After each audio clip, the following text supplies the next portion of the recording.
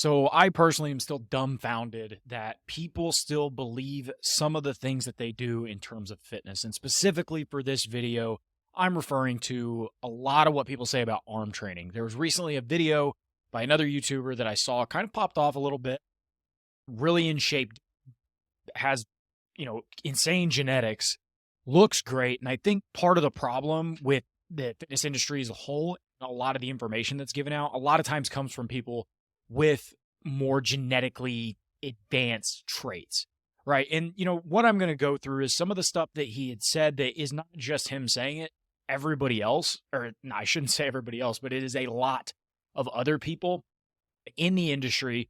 So this isn't meant to be necessarily directly towards him, but because these things are said all the time, I think we just need clarifications as to, yes, what is correct, but also what's just as important is why would somebody be led to believe that this is the case? And that's also something that I'm going to make sure that I highlight in this, because not only do we need to look at, what is right versus what's wrong, or what is less wrong than another thing, but also, like, why would somebody be led to believe it? And ultimately, if we can start to do that, we can start to create better information for people and hopefully kind of all in unison get rid of a lot of the boomer ass advice that has been in fitness. So with that being said, one of the first statements that was said is 70% of arm gains will come from compound lifts.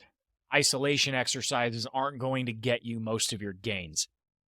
So when it comes to your arms will grow from mechanical tension like any other muscle. It doesn't matter if a movement is compound or not. All that compound and isolation means is compound is multiple joints. Isolation is one joint. And what causes a muscle to grow is essentially how much force is being produced in order to get that joint to move. So if you look at it this way, muscles are either stimulated to grow or they're not. They don't speak in terms of what exercise are you using or even what the load on the bar is. And this is in terms of growing muscle because that's what the context of the video was. They only know stimulus and tension. And if you can create effective stimulus and tension through force production and proper leverage, you're going to stimulate a muscle to grow. So if a muscle grows through tension and force production through advantageous leverages, then wouldn't you want to directly train them in isolation to get them to grow? And you may want to do isolations directly to stimulate the muscle. However, since compound movements do have multiple muscle groups working, then yes, there is a case to be said for compound movements in building overall mass. Also in terms of, time efficiency. And I generally do think most people would benefit just from doing the compound movements. But if your goal is to grow your arms, why would I neglect the most direct path to growing your arms through bicep and tricep isolation exercises? Now, why would somebody be led to believe that 70% of your gains comes from compound lifts? Well, one, like I said, it's just more overall muscle mass you're going to build because multiple joints are moving, therefore more muscle groups are moving. But two being, I tend to find, I was this way whenever I first started, people generally can push compound movements a lot harder than they push isolation movements. And this is so prevalent in like strength training and powerlifting, especially powerlifting, where, they'll have their squat, bench, deadlift, but then they'll have their accessory work, and everybody knows if you spend any time in powerlifting or power building or whatever, nobody ever takes their accessory work as seriously as their main lifts, right? And for another time of discussion, if they would understand that growing muscle is strength potential, then they would probably do that, but I digress. But a lot of people think this is the case because a lot of people do build a lot of muscle with their compound movements, but they don't push their isolation exercises to the degree that they push compound movements. And that's also because compound movements feel harder, so we feel like we are constantly doing more. So this is the first thing about this first statement. All of your gains are going to come from whatever you do as long as you put tension into a muscle and produce force against an external weight. That is the principle of all of it. And that is all you need to know. So no, your arms will not grow more from just doing compound movements. Now, the next one was isolation exercises work better for shape, conditioning, and striations.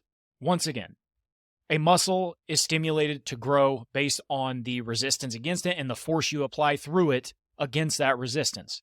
Striations, conditioning, a lot of that can come from genetics and dieting down to a low body fat percentage to show those. This can't be done through lifts. This is why, this is like whenever people say like, oh, I just want to lift to tone up. I don't want to lift to get bulky or something along those lines. It's like muscle tissue is lean, period. Like it's not, muscle tissue is lean tissue. That's what our definition of it is. It's fat that makes you not lean.